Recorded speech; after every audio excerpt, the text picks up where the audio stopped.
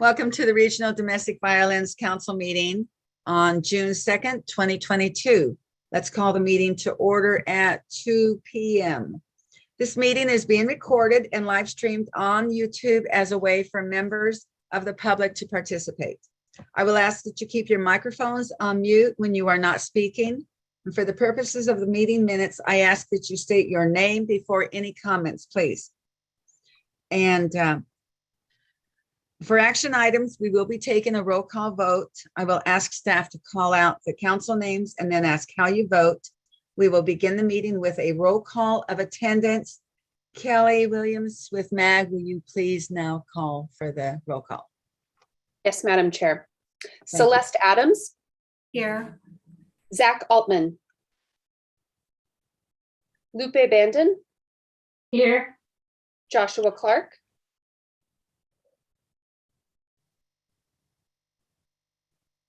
Okay, I see you. Christine Ellis.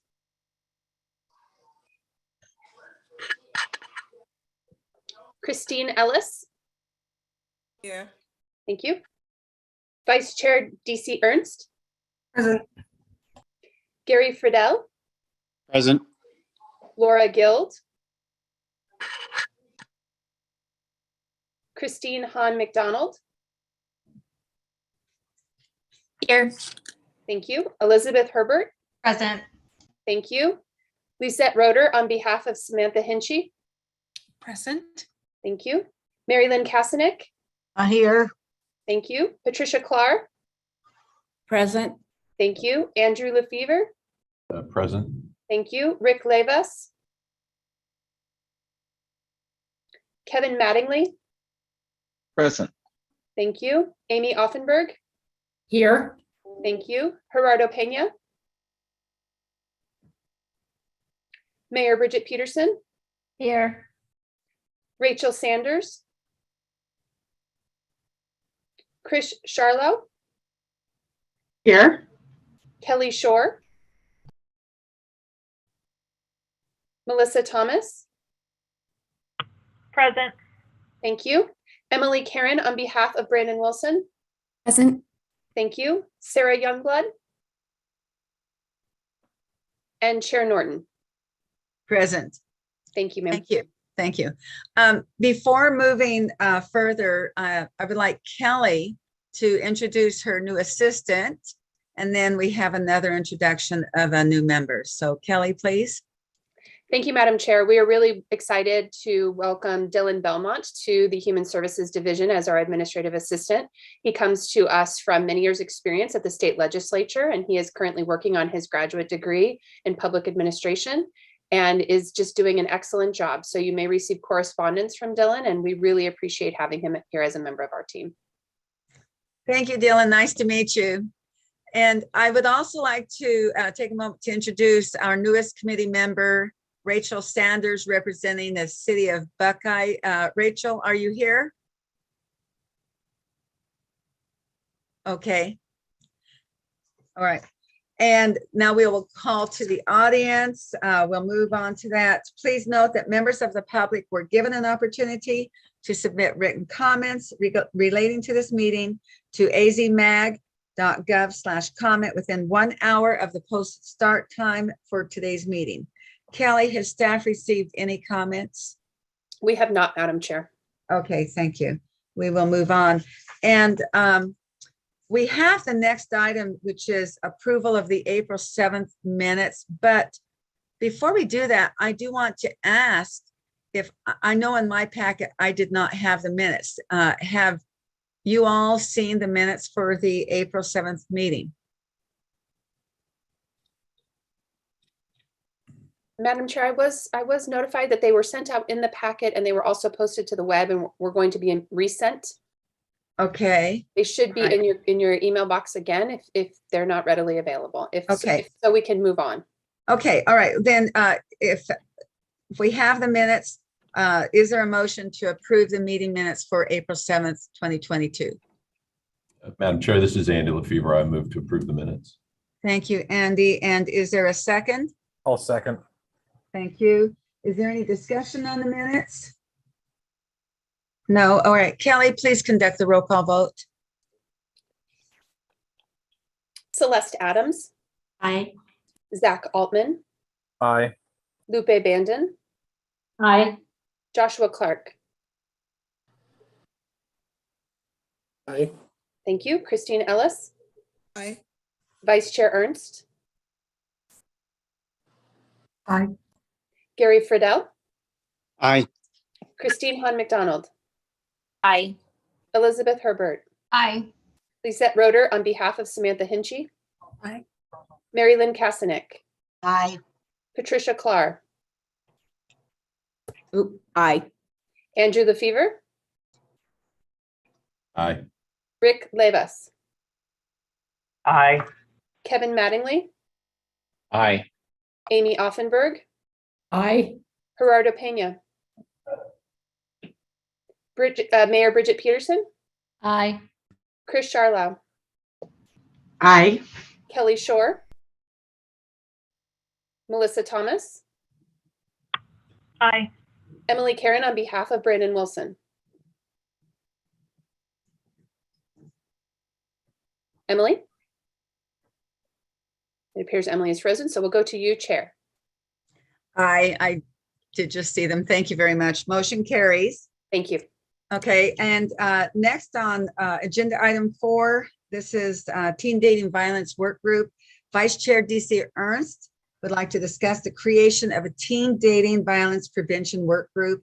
Vice Chair Ernst, the floor is yours. Excellent, thank you. So kind of really informal, but my thought is I would like to look at creating a work group that specifically looks at teen dating violence, education, prevention, trying to find support groups for teens who identify as either victims or perpetrators of the violence. And I am wondering if any of our members are interested in participating in the work group. So Kelly, just for clarification, maybe, or Chair Norton, how should we proceed as far as developing the work group and identifying individuals who might be interested? I can speak to protocol if that's what you'd like, Chair and Vice Chair, if that's appropriate. Please, first, yes. So you would make a motion for the creation of the work group and ask for volunteers to serve as volunteers. And then MAG staff would help coordinate the work group meetings and at the discretion or at the guidance of the work group, how frequency, et cetera. All right, thank you. DC, I have a couple of questions. On the work group, exactly, can you be more specific as to what the work group, what the ultimate goal would be for the work group? For me, I think once we get the work group together, obviously we'll develop one. But for me, what I was hoping to do is to have a work group that could help identify resources for teenagers, as well as education opportunities for teenagers, in the hopes of preventing ongoing domestic violence in their life. Okay, great. I think that's great. I'll just speak from some of the things that I started back in 2018, specifically relating to the teen dating violence, which I think flows with what you're looking for. Every one of our cities and communities has an issue with teen dating violence. And one of the things that we did, and I think this is what probably more on a whole bigger scope, is we did get various resources from around the valley that dealt specifically with teen dating violence, various support groups, speakers, and we held forums for the public, for the parents, as well as the teens, to let them know about the various dangers, the signs, difference between a healthy relationship and an unhealthy, and then provide the resources for those who were caught up in that so that they could actually take some action. So it sounds like this is kind of what you're looking for, but on a bigger scale where we are all participating and we can all share that. Is that right? Yes. Okay. All right. Is there any other discussion? So Madam Chair, if I can make a motion to create the work group So I'll make the motion to create the work group. Okay, I'll second that. Okay, all in favor, please, can we take a roll call vote? It's up to you, Chair Norton. You can either take a roll call vote or you can do an all in Let's one. just voice, all in favor, say aye. Aye. Aye. Aye. Aye. All opposed, say nay. Okay, the motion carries. Okay, so now at this point, then we'll kind of have Vice Chair Ernst coordinate with Kelly to do what we need. Now, is it appropriate now for those that wish to serve on that to speak? Okay, so do we have members that are interested in serving on this committee?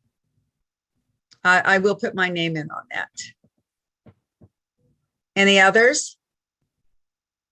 Lupi, Bandon? Yes, okay. Any others? And if I don't, okay, Kristen Charla, hi, thank you, good. All right, any others? I'm looking for hands. Christy McDonald, yes, all right, thank you. Any others? I don't see any other hands. And Trisha Klar, thank you. Okay, is that about it? Chair Norton, if I could ask one more question of you and Kelly. Yes. I know that when this was on the previous agenda, someone had reached out to me and they asked if there's a way to include teenagers on this subcommittee or on this work group. And I was wondering if Kelly or Chair, if you could give us some direction either now or later on how we can engage the group that we're trying to help to actually participate in the solutions.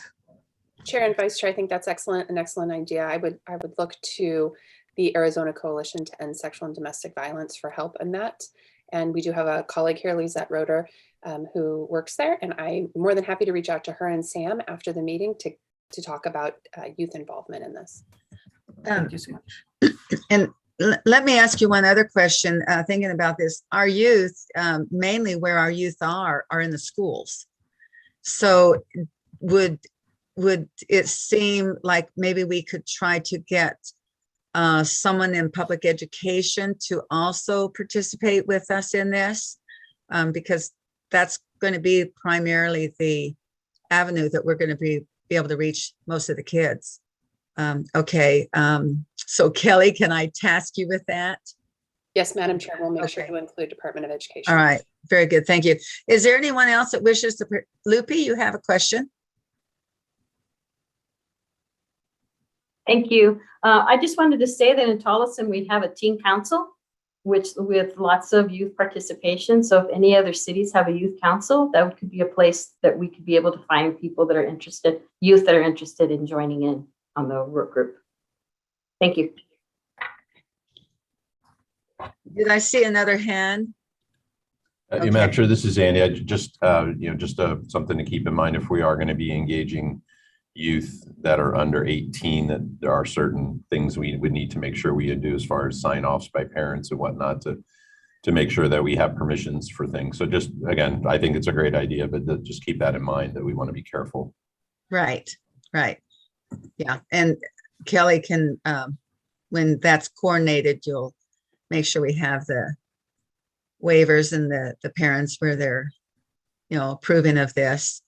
Okay, well, that sounds good. And Vice Chair Ernst, I'll leave it to you to get with Kelly and schedule first meetings, contact those who have requested to participate. And if anyone else decides that they want to get involved in this, then just reach out to either Vice Chair Ernst or with Kelly or myself. And I think this can be very, very helpful. I know how many are familiar with Gina Godley here's Speak Up, Stand Up, Speak Up, Save a Life.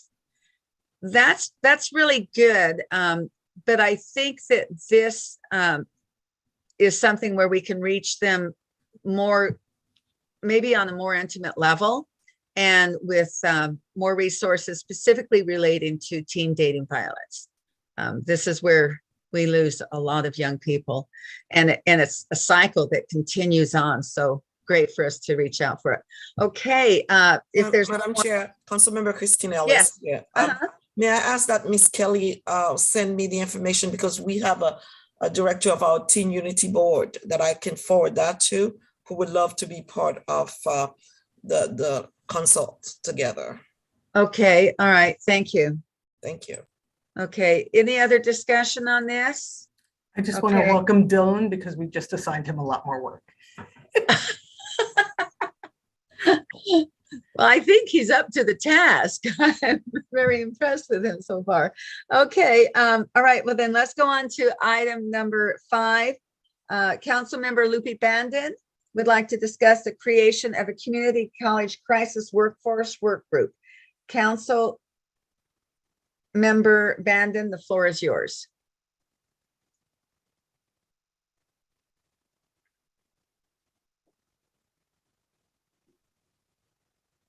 I believe Kelly's going to run a short PowerPoint for me. Chairmember Bandon, the slides are being shown. Okay, it has a voiceover. Oh.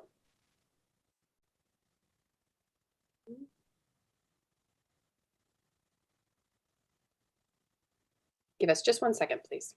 Thank you.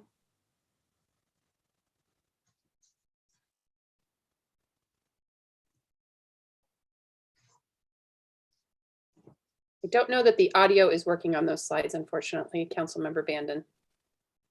Oh, I did a good job on that. Sorry about that. Okay. So if you want to put it back on, Give us just 1 minute. thank you.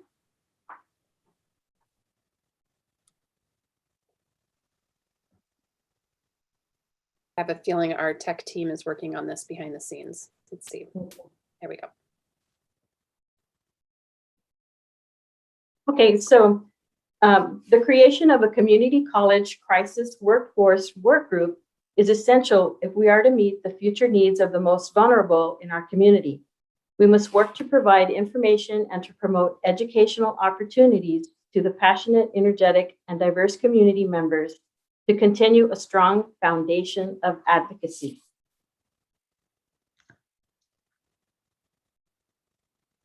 Next slide, please. The work group will research and promote current community college offerings to expand the crisis workforce regionally. There is currently a certificate, well, as an example, there's currently a certificate of completion offered in victimology designed for students who are interested in pursuing a course of study specifically focused on the crisis intervention, community service, and victims' rights. The initiating college for this certificate was Mesa Community College. And these are the classes that pertain to the certification, which is in 15 credits.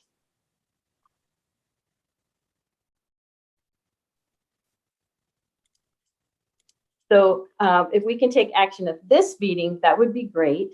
What we're looking for, the goal is to try and have more people working in the crisis workforce. There are a lot of retirements, there's burnout, there's people moving. And I know we had, I think a couple meetings ago, some very concerned members because of these reasons, you know, the retirement and the people moving and the burnout. And so we just want to try to be sure that we can provide information to our volunteers, to teens, to people that are having internships, so that they can get some certification and help us keep our crisis workforce going. So that is the goal of the crisis workforce work group. Thank you. Thank you, Councilmember Bandon. Do we have some questions and discussions?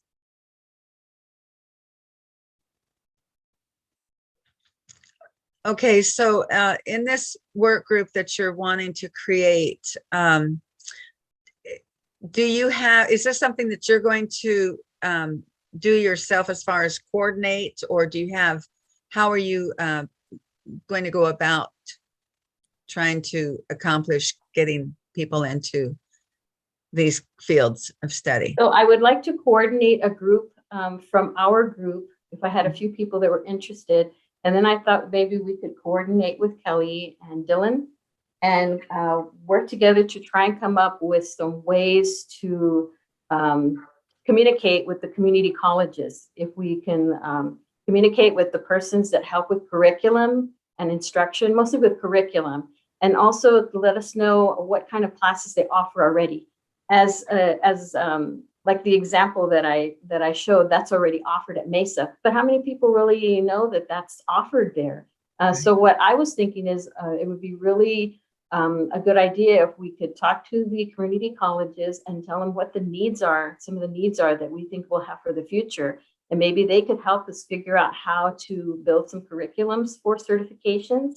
And also, if we could find out the certifications that are already available, we could make some kind of a guide, a quick one-card guide or something that could help people to make contact with the community colleges towards certifications and degrees that have to do with our crisis workforce. Okay, all right, good, thank you. Before we take a vote or ask for a motion to create the work group, is there any more discussion that anyone has regarding this? I have a question, Madam Chair. Yes, Councilmember Christine. Councilmember Benden, is this something that you envision that will help those who take that course to find a way to work into certain companies where they will have a need for employees, or even the people in communities? Where will these people be employed? In other words, that's what I'm trying to understand. I want to take the course, or we get people, people to go to those classes. Where will they be employed? From my understanding, and the short discussion that we had a couple of meetings ago, it was actually some of our own members that are in their own organizations that are concerned about not having people to fill their shoes when they leave. Mm-hmm. So what we were trying to do is to help them be able to maybe do in-house information, give in-house information, or we can spread the word on what is available for certification so that they can actually fill some of the positions that will be coming up in the same organizations that we are using here at MAG, at the DV Council. So that was one of the first things that I understood from some of the concerns that were raised at one of the meetings a couple of meetings back. And I think it had to do with people that were going to be retiring and leaving. And so they were saying, who's going to take over? So this is our first step at trying to help maybe get some people to join in to these organizations that are going to be having some changes in staffing. Thank you. Well, that's a great pipeline. I can think of that. Any other questions or discussion? Madam Chair, this is DC. Yes. I love this idea, and I think if I could expand it maybe just a little bit to also look at how do you get individuals with lived experience into these programs, and how can they utilize their lived experience as some credit towards some of these courses as well. Mm-hmm. I think that's a great idea, because when we talk to the people that do the curriculums at the colleges, I'm pretty sure that there's a lot of colleges that give like life experience credits. So I'm thinking that maybe, because I was thinking even volunteers that have credit hours, that have some kind of documentation on the work that they've been doing, maybe they would be able to get some life experience credit and then be able to get certified to help out in the different organizations that are going to need some additional staffing here in the future. Mm-hmm. Okay, that sounds good. It sounds like Celeste, did you have your hand raised? I'm sorry. No, okay. That sounds good. Then do we have a motion to create this work group? And Kelly, again, this would be work for Kelly to help coordinate and with her staff. So do I have a motion to create a community college crisis workforce work group within the Domestic Violence Council of MAG? This is Councilmember Bandine, and I'll make the motion. Okay. And I'll second that motion, Madam Chair. Okay, we have a first motion by Councilmember Bandon and a second by Councilmember Christine Ellis. And let's take a voice vote. All in favor, say yay. Yay. Yay. Yes. Yay. Okay. All right. All opposed, say nay or no. Okay, the motion carries, and we'll leave it with Councilmember Bandon to coordinate with Callie. And now we do need members to be on that workforce. So those that are interested in serving, please let us know right now, and then any others that want to consider later. But who would be interested in serving on this work group? Okay, Councilmember Christine Ellis, Councilmember Kristen Charlo. Any others? Okay. I'm sorry. I'm sorry, Madam Chair, for interrupting you. If we can also have people who are not on this council available, I do have people within my department that I feel would be a good support system for this as well. I think that would be good because, even having some that if we know others who are in the educational system itself, so any that you know that are interested, I think is that okay, Kelly? Absolutely, Madam Chair and Vice Chair. My recommendation would be when we establish the first dates with both of the chairwomen leading these groups, that we notify the entire committee in case there are other individuals in their professional or social circles who may be appropriate to invite. Okay. And Madam Chair, if I may ask Ms. Kelly, do we send those people directly to you or to Councilmember Bandon? We send them to you, we refer them to you, Ms. Kelly? Councilmember Ellis, that would be just fine. We will be happy to communicate and work with Councilmember Bandine on this work Okay, group. thank you. All right, great. Thank you. Madam Okay. Chair, this is Andy. Yes. Yes, Andy. I don't remember the gentleman's name. I believe he was with South Mountain Community College. It seemed that spoke maybe 2 or 3 meetings ago. It seems like he would be a great addition to the working group, since that's very much what they were focused on, I think.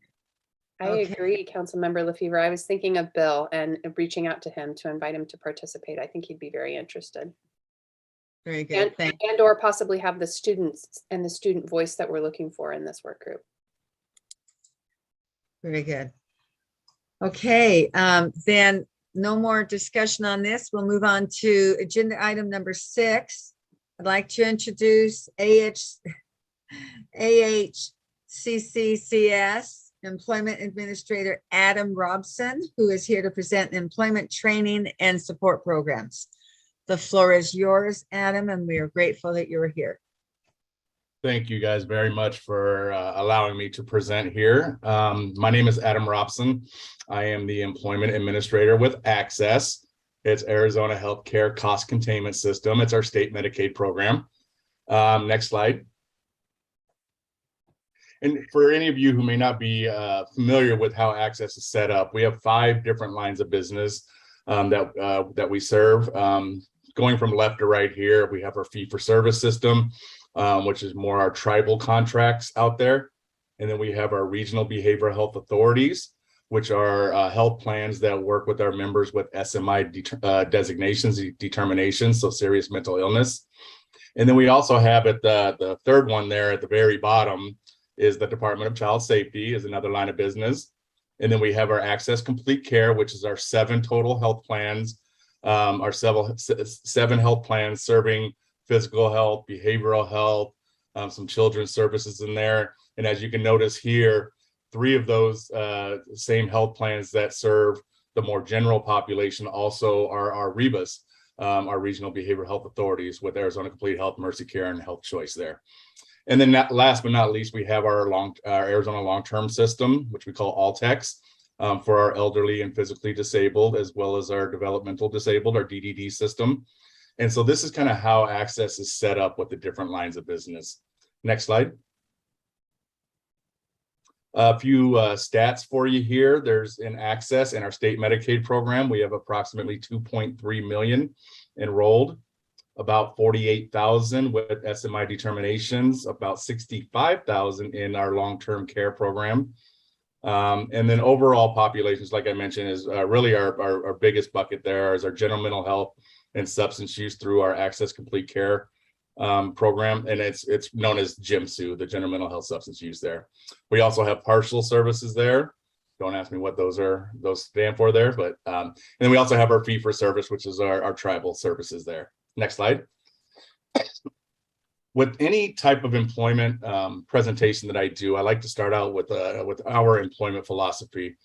As we all know, employment is more than just a paycheck. I mean, there's for anyone, not just our members who are maybe low income or who have disabilities, but for everyone, it's not just a paycheck. It's empowerment. It's being included in the community, meeting new people, making new friends. I always ask, wherever I'm presenting on this slide, how many of you guys have friends that you met either in a previous job or a current job that you consider your friends? I think most of us do. Increasing self-sufficiency, self-esteem, reducing that stigma about individuals with disabilities, getting out of poverty, creating a better life. That one is paycheck related, of course, but most importantly, it really creates that hope for our members of being included and just being part of the community. And our messaging to all of our contractors, our health plans, and even our provider network is that there needs to be an expectation that all staff need to have the belief that employment is possible. Employment is possible. Employment is a part of a person's recovery, and that every person is potentially capable of working competitively in the community when the right kind of job is found and the right kind of work environment is found and the right kind of supports are in place. And it's not up to staff to determine whether or not someone is able to go to work or not go to work. It's up to the members themselves. And they need to have that belief that they can do that. Next slide. If any of you did not know, Arizona is an employment first state. Back in 2017, Governor Ducey signed an executive order declaring Arizona an employment first state. And in a nutshell, employment first, it's a movement, it's a philosophy based on the belief that all people, including people who have disabilities, have the right to work in their communities in jobs that they care about, not segregated out and said over here, you guys can only do this type of job, but in jobs that they care about. It's a movement of stakeholders around the state coming together, changing policy and practice. For instance, I know in my employment policy that we'll discuss here shortly, our access employment policy, we absolutely have employment first language scattered throughout there, with the ultimate goal of increasing job opportunities for people with who have disabilities. And then in Arizona, for employment first in general, what it means is that competitive integrated employment is the expectation that we should have for all Arizonans. We can't force everyone to go back to work or go to work, but at least we can expect that's an expectation for them to at least potentially try and at least give them the opportunity to try. Next slide. All right, some of the employment services. I just listed a few here, the few kind of most important ones that I deal with. We have our vocational rehabilitation program, our state voc rehab program. If you're not very familiar with them, their RSA is the federal agency that oversees all the state's voc rehab programs. Our voc rehab program in Arizona just happens to be under DES, the Department of Economic Security. And so there's obviously services there for individuals who have a documented disability, plus a few other criteria for their eligibility criteria there. And we also, we mentioned them because they're a vital partner with us, because we have also with them an ISA, an Interagency Service Agreement, which I'll get here shortly on one of the upcoming slides. And then we have our Access Behavioral Health Employment Services, our billing, our billable services, our reimbursable services to provide employment services. And these are two fancy terms that basically mean pre-employment services and post-employment services. So whether or not you're helping someone get a job or helping them maintain that job, keep that job. And then we also have our DDD Employment Services that are set up more like programs, as you'll see here in a little bit. Next slide. So our ISA that we have, that Access has with voc rehab, it's only tied to the members that have SMI determinations, so that are receiving services under the REBAs. We at Access, we provide a good amount of funding towards this ISA to be used towards client services, staffing across the state, which means that there are voc rehab staff across the state who are tied to this ISA that have caseloads of only members with SMI determinations. And there's a little bucket there for training and stuff. But what Voc Rehab does, they take our funding that we provide them and they use it as a state match to draw down the federal funds at about 4-to-1. So currently right now we have about, with the drawdown, the federal drawdown, and we have about 12.5 million in the ISA budget for majority client services, but a good chunk of it is the staffing as well. Next slide. A few key points in the ISA. Like I said, the VR counselors, they have specialized caseloads of individuals with SMI determination. The federal mandate to determine for Voc Rehab for RSA to determine eligibility is within 60 days. For the purpose of our ISA, we've modified it to 30 days. Pre-pandemic, the VR counselors that are tied to this, when they go out to the behavioral health clinics and the behavioral health homes out there, they are supposed to be allowed functional workspace at the provider sites to be able to meet with individuals, et cetera. Currently, right now, Voc Rehab is mostly virtual, but they do have, they are a little bit hybrid. So maybe one day we'll get back to having majority of the Voc Rehab counselors that are at least tied to this at the provider sites themselves. We mandate both sides need to have weekly consultations to talk about the mutual membership. Voc Rehab, they conduct Voc Rehab orientations. Pre-pandemic was on-site orientations. Currently, it's virtual orientations for the members, for them to be able to determine whether or not they want to pursue the Voc Rehab program. And then we have these collaborative protocols that are tied to the ISA that spell out the roles of each side, the Voc Rehab side versus the behavioral health side on the access side. Next slide.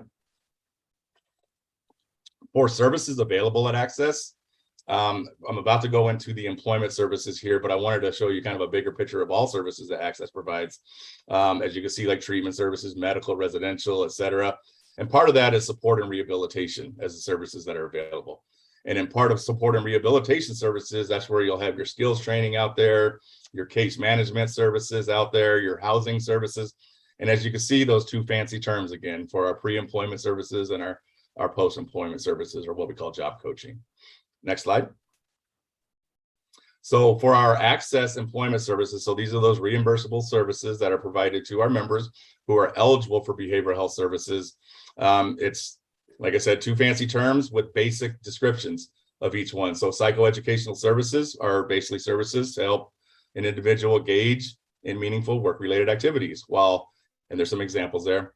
And then while ongoing support to maintain employment are services to help enable a person to maintain their current employment. Next slide. And then how to receive behavioral health services, each of our managed care organizations, including DDD, Arizona is unique to where, as you can see from that first slide I showed you, DDD is one of our managed care organizations, providing obviously for individuals with DDD members, our DDD members. They're unique because they are a sister state agency as well. So they're also considered one of our managed care organizations. So each of our managed care organizations, they have employment administrators that are employed by them that oversee their provider network when it comes to the provision of employment services. And most of the behavioral health clinics out there and health homes out there, they have dedicated employment staff on site. They're titled differently. Maricopa County, they're rehab specialists. Up north, they're called vocational coordinators, and down south, they're called employment specialists. But what they do is they connect members from the clinical team who are interested in going to work with those employment supports and services. And usually it's a case manager that's connecting them to those employment staff. For our general mental health substance use members, our GYMSU members, like I said, most of the clinics, or not like I said, but most of the clinics, they have those dedicated employment staff. And many of the clinics around the state have they serve both SMI and GYMSU in the same facility. So those GYMSU members will also have access to that dedicated employment staff there. And if a GYMSU member just happens to not have a case manager, which means they don't have a clinical team, they're not going to have access to that dedicated employment staff, then they contact the health plan directly to request those services. Next slide. On the DDD side of things, like I said, it's more like set up like programming here. And they're provided based on the assessed needs of a member. And so we have our center-based employment, facility-based, typically non-integrated in the community, paid work, and it really is for vocational skill building. I say typically non-integrated. It's not integrated because that's how center-based employment is usually set up. However, with the home and community-based services rule that goes into effect March 17th, 2023, all HCBS home and community-based services settings need to be integrated in the community. So that will change, and majority of those current center-based employment programs out there have already made that transition into an integrated setting, but there are still some that need to be compliant within a few months. We also have group-supported employment, which is it is integrated work paid by the provider or potentially the employer with a certain number of individuals. We have individual supported employment, which is more so like job coaching, helping someone maintain that employment. Next slide. And then we have CPR, career prep and readiness. And what that does, it's specifically for those individuals who are in that center-based employment to kind of help with progressive movements to go towards an competitive integrated employment. We have transition to employment as well. It's a classroom-based curriculum that provides that instruction for employment-related skills, such as like soft skills of going to work on time, getting along with supervisors, getting along with coworkers, hygiene, all that stuff. And then we have support aides, employment support aides that are there to work with certain members who need that level of care one-on-one while they're at work. And it's really the personal care needs there. And obviously for these individuals, that could be long-term. Next slide. And then how to receive those services. So those services, those DDD services are available to members who are eligible for the All-Tex program. And it's based on assessed need. There's a planning team that identifies the members' goals and everything, which includes the employment goal there. And it's determined a bunch of different ways, such as work history, skills, and interests there. And the planning team, most importantly, includes the member who is the one driving their plan. But it could include their family members and their guardian when applicable, their support coordinator, obviously, which is like their case manager, and then any service providers maybe that they're working with, and really anyone that the member wants to participate as part of that planning team. And so when everyone agrees on a certain plan, including and especially the member, then that plan, that goal will be added to the person-centered service plan. And then authorizations will be sent out as necessary. Next slide. At Access, we have one main policy right now and one being developed, and you'll in a couple slides, you'll see the two that are the one that's being developed. But we have our ACOM 447. So this is our overall access employment policy, which among other things, it has our contractor contractual information in there. And then we also have a few workforce competencies that we are mandating that our health plans oversee on the provider side to be competent in. And that is member engagement, basically assisting anyone with providing employment services, not just those who are explicitly saying I'm interested in employment, because there's many members out there who don't know that they're interested in employment. Maybe they have a fear that they're going to lose all their benefits, their Social Security benefits if they go back to work, et cetera, things like that, when it's just not the case anymore. So really it's about engaging everyone. The billing one is clean. It's kind of a clean description there. It's when you provide an employment service, use an employment billing code. Then we have DB 101, Disability Benefits 101, for any of you not familiar with that. It is a free online resource that's actually funded by Voc Rehab that provides, among many other things, really, it shows any Social Security beneficiaries what's going to happen to their benefits when they go back to work, when they start receiving that working income. Because the biggest myth out there by far is that they're going to lose everything when they start receiving that paycheck. And that's just not the case anymore. So DB 101 will really spells out kind of, it's called an estimator session in there, where you plug in someone's scenario and it's going to show what's going to happen to their benefits. It's a really cool website if you guys haven't heard about that yet. And then we also have some workforce competencies around Voc Rehab and making referrals over to Voc Rehab and educating our members about Voc Rehab, things like that. Provided the link there. Next slide.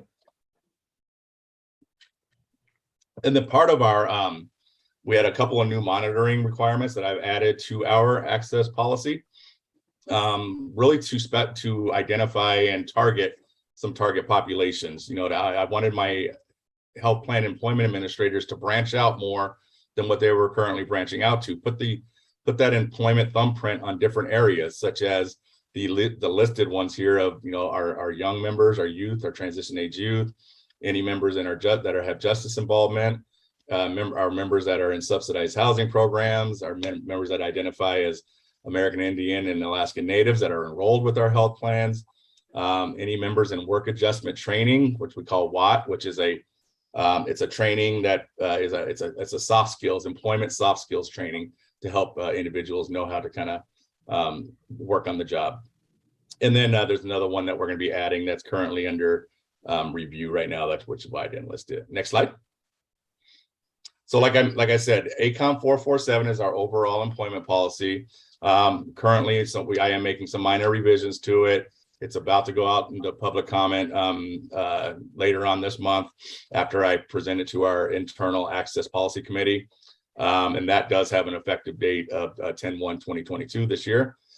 And then I'm actually tasked with creating a brand new home and community-based services, all-text employment policy. It's currently being made from scratch right now and is in review. So it'll be sometime later this year. It'll go out for public comment for individuals to take a look at that. Next slide. That is it. Any questions?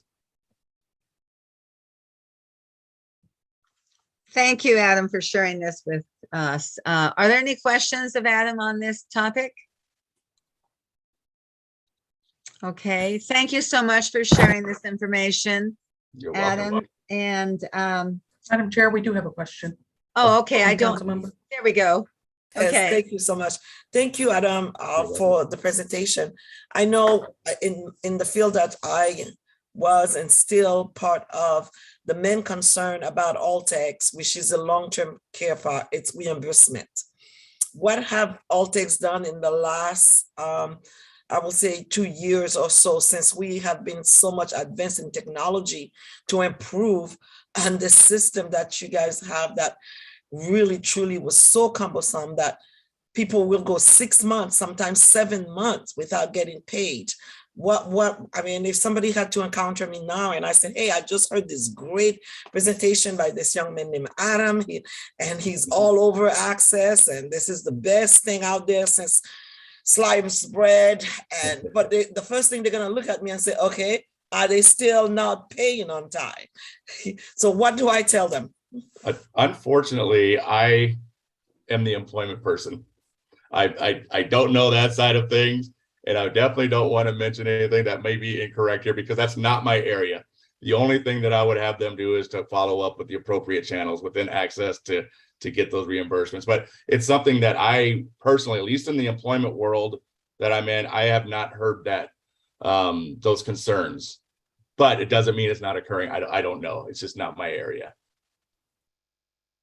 Thank you for your honesty, because I do believe that that is a concern, and it's out there big time. Okay. As far as the Altex population is concerned, specifically into the assisted living homes part, and also the centers. They are having a real hard time with getting reimbursement with Altex. And I'm sure that there's access staff that are aware of this and potentially working on it. I just don't know enough to speak on that. All right, thank you, sir. Thank you.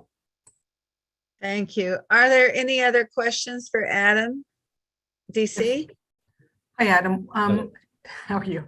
Were you happen to be present when we were recently, just before you started speaking, talking about the college workforce group?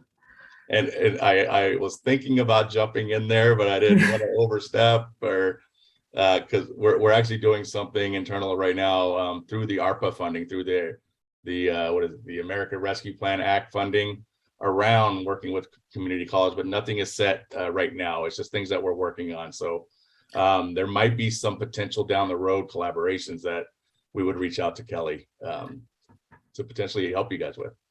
Awesome, because I was going to ask if maybe it would be appropriate for some of the rehabilitation specialists to be part of that, so we can also keep in mind those who are under access for SMI reasons or for disability, to include them as far as workforce possibilities. Yeah, so and for those kind of discussions with that, and Kelly's familiar with my colleague Bill Kennard, who is I'm the employment specialist or employment administrator We're obviously dealing with the provision of employment services to our members.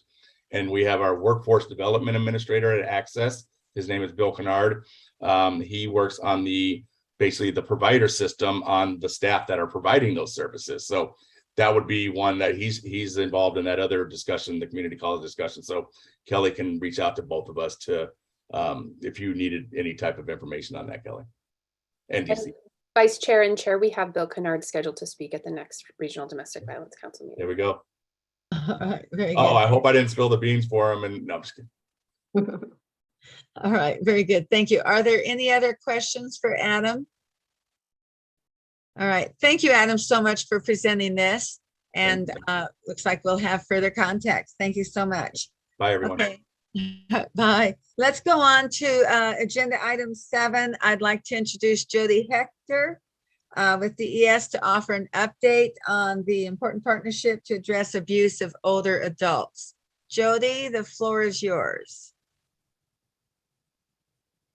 Madam Chair, I was notified that Jody got pulled into jury duty, and I believe Laura Guild is going to speak on her behalf today. Laura, are you available to do so? If not, I can share Jody's thoughts. She did email both of us.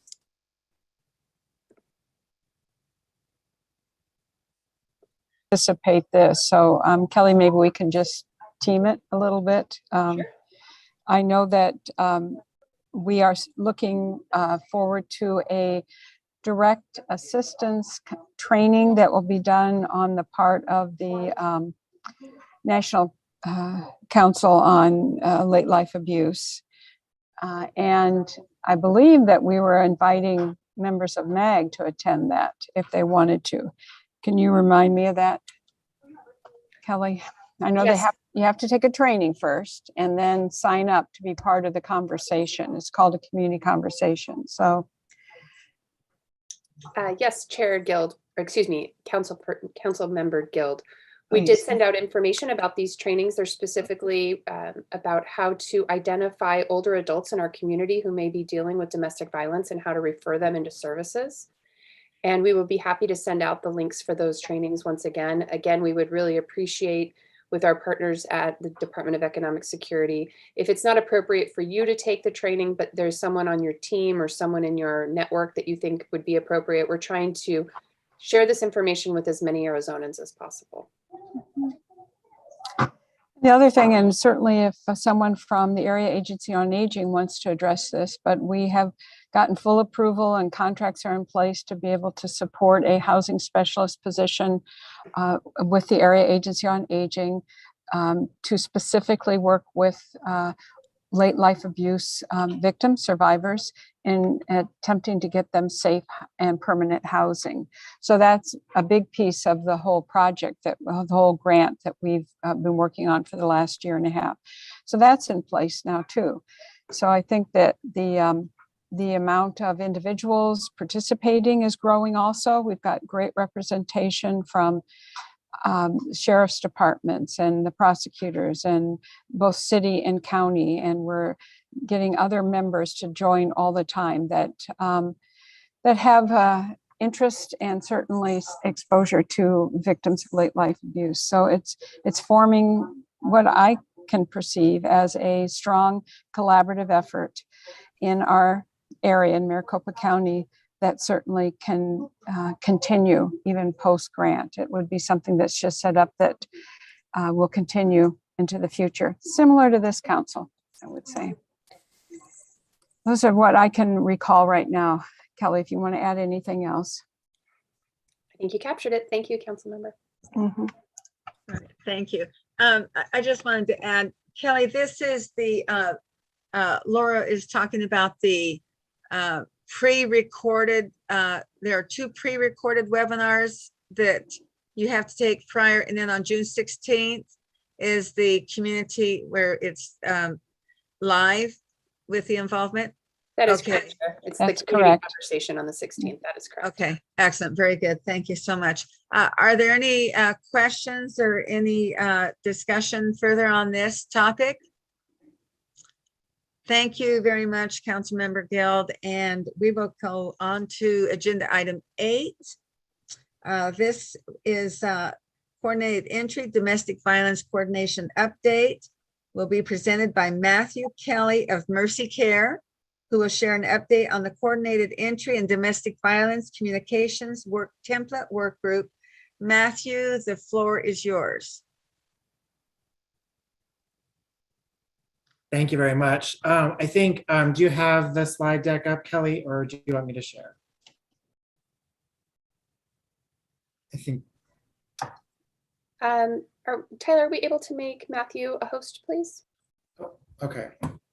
So just as we're kind of going there, basically, I am currently one of the co-chairs of the Coordinated Entry Subcommittee, which is part of the Continuum of Care, which manages the HUD-funded housing that comes into Maricopa County.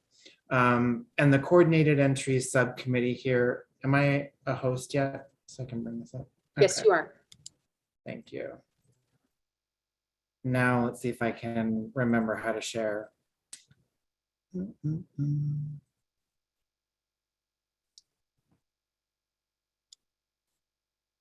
How does that work? Does that look right, everybody? We It can looks hit good. preview mode. If you can hit this presentation button, that would make it a little bit larger. But yes, we can see Matthew. Thank you. Thank you. Did that help? It did. Thank you.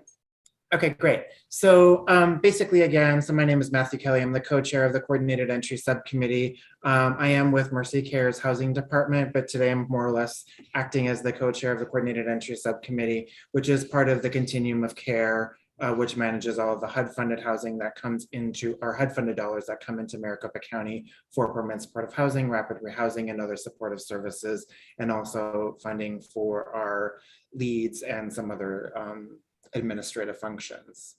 So one of the things that came out, and I'm going to start with what is coordinated entry here quickly.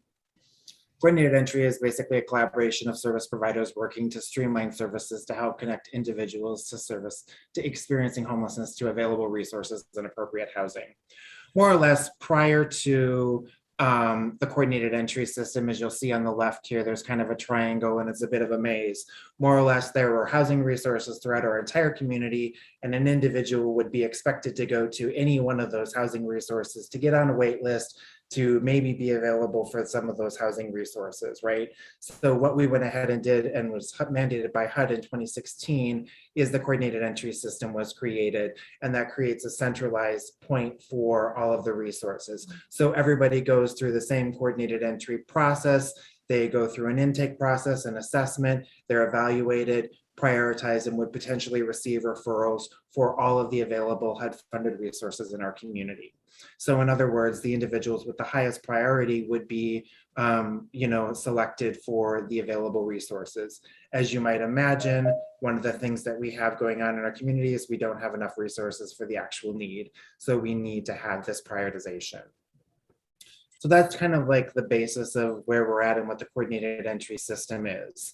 And I think to take it to the next level, one of the things that we're looking at is the coordinated entry domestic violence work group. And what we're finding here is there are specific housing resources in our community that are available to individuals who are experiencing domestic violence. However, right now, individuals experiencing domestic violence have some basic access to our coordinated entry system, but we need to go ahead and improve upon that. And so we started a work group to kind of address some of those needs. So the goal of the work group is to enhance the coordination of services and resources between coordinated entry and domestic violence service providers. This will enhance housing opportunities for victims. As I stated, coordinated entry was established in 2016 upon guidance from HUD, and basically we've been more or less evolving and improving ever since then. This is, in our opinion, from the coordinated entry subcommittee, a step in the right direction towards improvement and integrating the DV service providers into the coordinated entry system. Again, victims have had access to the coordinated entry process, but it needs improvements to better serve. Now, when we're looking at this overall system, what we found is there were two main areas where individuals who are experiencing domestic violence were having some issues. That first area is access. And really what that access means is it really means that does an individual have access to be evaluated to get into the system to start that coordinated entry process. And what we found out in some of our work group is that we were seeing that our providers were actually able to refer individuals over to our coordinated entry system. However, what was happening because of the way the domestic violence providers are set up, because of privacy rights and VAWA, there are specific things, a lot of that information doesn't cross over into the coordinated entry system, right? So what was happening is once they were evaluated or assessed for coordinated entry, they were more or less falling off any of our lists for prioritization in our community. So what we're trying to do is create a process to ensure that individuals who are accessing DV services specifically and are interested in participating in the coordinated entry system have consistent access to the coordinated entry system and ensuring that their names are continually included in the overall list of individuals who are in need of a service or a support. I'm super happy to report that we've kind of created a coalition of a bunch of different providers, the DV provider community, the coordinated entry subcommittee, and the coordinated entry lead. So both for the family side and the single side, and also our data provider, which is Solari, who manages our HMIS system, have all come together, which sounds like a huge group of people to more or less problem solve around this. And we have, at this point in time, successfully created a process by which individuals who are in domestic violence shelters and interested in participating in coordinated entry will have consistent and regular access to that coordinated entry system.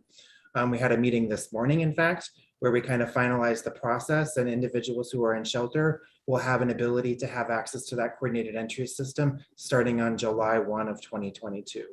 We started in March of this year working on this, and in about 3.5 months, a group has come together around this topic and been able to make some really significant progress. I'm super excited about this. There's definitely more work to do in this area. We're working right now specifically to provide access to individuals who are in shelter. Our next step with access is to actually be working with individuals who are accessing domestic violence services and not in shelter. It sounds to me like once we test out the individuals who are in shelter process, sounds like we're going to be able to very smoothly transition the individuals who are not in shelter into the same exact process to provide consistent and equal access. The second piece of this is prioritization. And due to limited resources in our community, and on the by name list, persons must be more or less prioritized. And this is going to be, I would say, more of a sticky discussion, but I will admit I'm super hopeful and positive that this group has already come together and made some significant progress around access. We're going to be starting the conversation surrounding prioritization in the next 3 weeks to really be evaluating how we can improve prioritization and access to the specific resources in our community for individuals who are experiencing domestic violence. I think it's important to acknowledge that there are specific resources in our community that exist for individuals experiencing domestic violence. What this is really doing is trying to expand the available options that are available for this population as we move forward. So I don't want it to sound as if there's nothing available, but this is, I think, creating more equity in our system overall as we move forward. And again, this is going to be a discussion that's going to take a little bit of time, but I'm super hopeful. We have a really strong group that's really focused on problem solving and compromise and finding solutions as we move forward. So that's kind of where we're at. This is something that a bunch of individuals came together and decided we wanted to prioritize. And I'm super happy to say we've made some really significant progress. Is there any questions about that? I know I might have just zoomed through that super quick.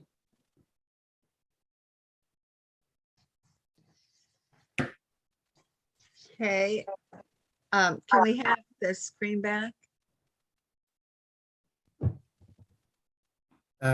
Yes. I mean, so we can see the members. So if anyone has a question, we know who's asking. Yeah, no, thank you. Stop sharing. Thank you. Hi. Hi. All right. Thank you, Matthew. Does anyone have any questions for Matthew on this? Okay. Thank you for sharing with us, Matthew. We appreciate your time so much. Okay, thank you. And thank you so much. We will continue on then to the legislative update, which Kelly will give us.